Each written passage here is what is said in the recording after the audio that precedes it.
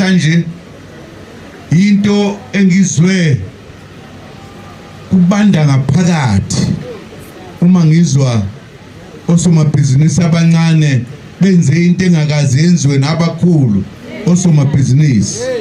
Kunabantu abakhulu abangabaholi kulelizwe, imali abanayo engabizwa ngenamba encane.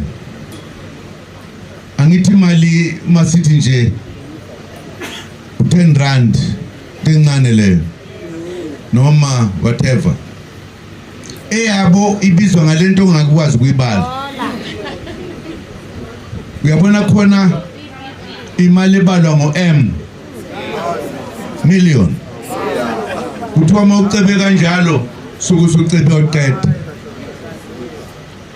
Sekukhona abantu eSouth Africa abamnyama abanemali ebizwa ngo-P konje yini le